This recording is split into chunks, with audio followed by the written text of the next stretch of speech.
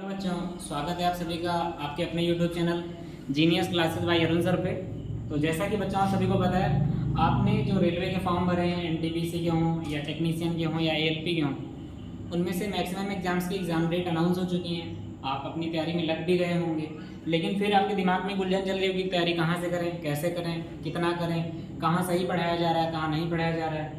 तो आपके लिए जो मन में ये दुविधाएं हैं, तो आपको कहीं से भी पढ़ना है, एक बढ़िया सटीक जगह से ऑथेंटिक चीज़ें पढ़नी है, एग्ज़ाम ओरिएंटेड पढ़नी है। ऐसा नहीं कि कहीं भी शुरू हो गए, कुछ भी शुरू हो गए, जो आ रहा है वो पढ़ते जा रहे हैं, कुछ पता ही नहीं कि वो कब का कंटेंट है कब का नहीं है, समझ नहीं पा रहे हैं वो हल्का है कि भारी आपके एग्ज़ाम के लेवल का है या फिर नहीं है। तो इन चीज़ों में आप लोगों को बहुत ज़्यादा इधर उधर नहीं भटकना है, अपनी तैयारी को सही दिशा में लेके चलना है। प्यारे बच्चों, सफलता के लिए बहुत ही ज़रूरी है कि जो मेहनत की जा रही है वो लगातार की जाए, और दूसरी बात है कि मेहनत सही दिशा में की जाए। गलत दिशा में हमारा किया गया प्रयास कभी भी हमको सफलता की ओर लेके नहीं जाता है, उल्टा आप परेशान अलग से होते हैं कि हमने मेहनत तो इतनी कर डाली लेकिन हमको सफलता नहीं मिली। उसका सीधा सा रीज़न यही है कि आपने सही दिशा में अपनी ताकत का उपयोग ही नहीं किया है। जहाँ पे आप सबसे ज़्यादा काम अच्छा कर सकते थे, आपने दिशा ही उसकी विपरीत कर दी है। यही कारण होता है कि कभी कभी गलत दिशा में जब हम बल लगाते हैं तो सामने से कोई भी कार्य हमको होता हुआ नहीं दिखता है। वहीं पर अगर हम एक सही दिशा में सही डायरेक्शन में काम करते हैं तो वही हमारा काम आसानी से हो सकता है।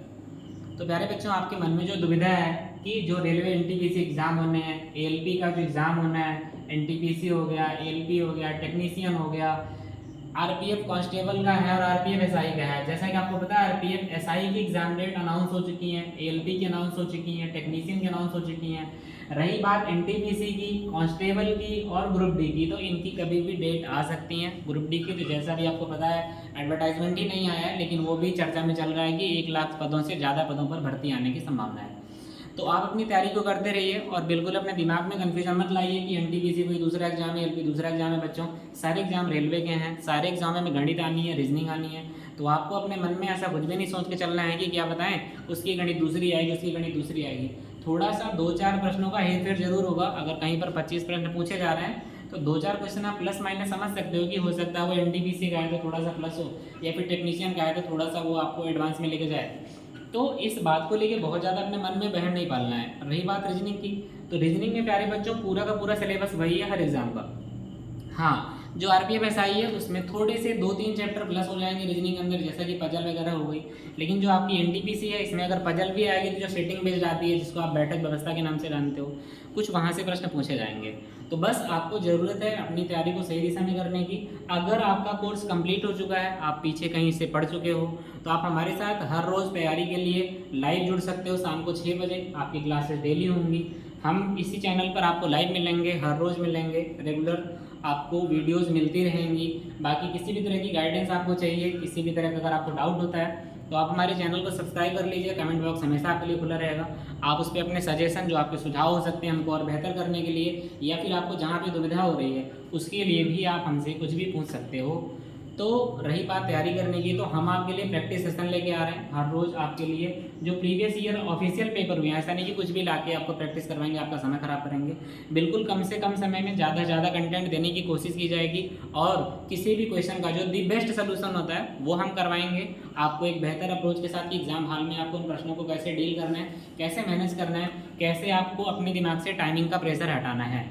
आप उन सवालों में किन सवालों को हमको लास्ट के लिए छोड़ना है कि हम रिव्यू के लिए छोड़ रहे हैं, लास्ट में करेंगे, कौन से सवाल हमको पहले बार में करने चाहिए कि जब आप फर्स्ट अटेम्प्ट ले रहे हो पेपर अटेम्प्ट करते समय, तो कौन से आपको पहली बार में करने चाहिए। तो प्यारे बच्चों, इन छोटी छोटी बातों का आपको ध्यान रखना है।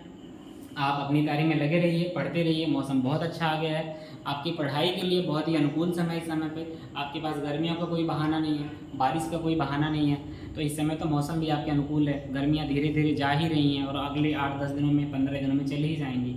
तो आप अपनी तैयारी में लगे रहिए, अपनी तैयारी को और ज़ोर शोर से करते रहिए। साइंस को बिल्कुल भी इग्नोर नहीं करना है, किसी एक विषय पर बहुत ज़्यादा फोकस नहीं करना है। आपको ऐसा नहीं कि गणित पढ़ रहे हैं केवल गणित पढ़ने बैठे हैं, बिल्कुल नहीं। केवल गणित से सिलेक्शन नहीं होगा, केवल रीजनिंग से भी सिलेक्शन नहीं होगा।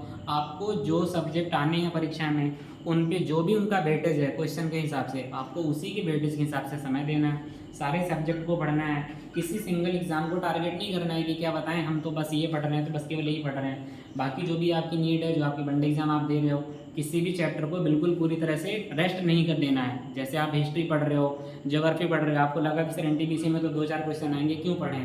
तो बिल्कुल आप उसको नया नहीं पढ़ रहे हो तो कम से कम जितना आपने पढ़ा है उसका रिवीजन आपको ज़रूर करते रहना है, क्योंकि रिवीजन ही एक ऐसी चाबी है जो कि आपको सफलता के दरवाजे तक लेके जाएगी। वो बच्चे जो पढ़ते रहते हैं कंटेंट को बार बार पढ़ते रहते हैं, वो रिवीजन नहीं करते हैं, यही वो लास्ट में कहते हैं कि सर हमने पढ़ा तो बहुत था लेकिन एग्जाम में ऐसा कुछ आ गया कि पढ़े तो थे लेकिन वहाँ पे क्लिक नहीं हो रहा था कि आंसर क्या सही है। तो प्यारे बच्चों, वो उस गलती की जो सबसे बड़ी वजह है वो यही है कि आप लोगों ने पढ़ा तो बहुत चीज़ों को आपने पढ़ा, लेकिन आपने उसको रिकैप नहीं किया, आपने उसको रिवाइज ही नहीं किया। और ध्यान रखिए कि अगर आपको सफल होना है तो जितना आप आगे बढ़ते जा रहे हो पढ़ाई के सेशन में, आप जितने चैप्टर आगे बढ़ते जा रहे हो उतना आगे पढ़ने से बेहतर है कि जो आपने पीछे पढ़ा है उसको ना भूलने दिया जाए, उसका रिवीजन आप समय समय पर करते रहिए। अगर आप रिवीजन करते रहेंगे तो यकीन मानिए सफलता आपके चरण चूमेगी, किसी भी एग्ज़ाम में आप बैठेंगे। लेकिन बस कंडीशंस वही हैं कि आप आगे जितना पढ़ रहे हैं, पीछे जो भी पढ़े हैं उसको भुलाया ना जाए, उसको समय समय पर बार बार रिवाइज किया जाता रहे। आप कहेंगे सर एक समय ऐसा आएगा कि हम कितना रिवीजन करेंगे, पीछे का बहुत ज़्यादा इकट्ठा हो जाएगा। तो एक समय ऐसा भी आएगा जब पीछे का आपको सब कुछ रिवीजन करना ही नहीं पड़ेगा, क्योंकि जब आप किसी भी चीज़ को 2-4 बार समय समय से रिवाइज कर लोगे, आज आपने पढ़ लिया, मान लीजिए नंबर सिस्टम, 15 दिन बाद आपने इसको रिवीजन कर लिया, इसमें का 70% आपके दिमाग में परमानेंट स्टोर हो जाएगा। रही बात उसके बाद कि सर 30% कहाँ से जाएगा, फिर जब आप 1-8 महीने बीतेंगे तो उसको दोबारा कर लेंगे तो मुश्किल से नंबर सिस्टम में आपको 10 क्वेश्चन, 15 क्वेश्चन, 20 क्वेश्चन मिलेंगे, जो कि आपको लगेगा कि हाँ यार हमको टाइम टेकिंग लग रहा है या कि इसमें कुछ अच्छे कॉन्सेप्ट यूज हो रहे हैं। तो आप उन सवालों को मार्कअप कर लीजिए, ताकि जब उसके बाद आपको जब भी समय मिलेगा तो हर सवालों की प्रैक्टिस नहीं करनी है। बस जो क्वेश्चन आपने मार्कअप किए हैं कि हमको बहुत अच्छे लगे हैं, थोड़े से टाइट लगे हैं, आप उनको फिर से रिवाइज कर लीजिए।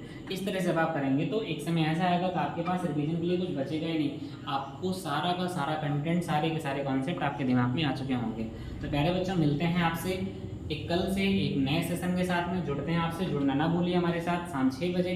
अगर आपको अपनी तैयारी को और अच्छे से आकलन करना है कि आप तैयारी कितनी कर रहे हो, कितनी किए हो, कितनी दिशा में आप कर रहे हो, तो आपकी तैयारी कितनी है उसको जांचने परखने के लिए, सवालों की नई अप्रोच सीखने के लिए आप हमारे साथ बिल्कुल जुड़ना मत भूलिए। और अगर आप जुड़ते हैं हमारे चैनल को सब्सक्राइब कीजिए, ज़्यादा से ज़्यादा लोगों में शेयर कीजिए, ताकि लोगों को पता चले कि बहुत बड़ा प्लेटफॉर्म जरूरी नहीं होता किसी भी चीज़ को सफल करने के लिए, सफल बनाने के लिए। छोटे प्लेटफॉर्म पर भी बहुत सारी अच्छी अच्छी चीज़ें अवेलेबल होती हैं। तो तब तक अपना ख्याल करिए, पढ़ते रहिए। थैंक यू प्यारे बच्चों।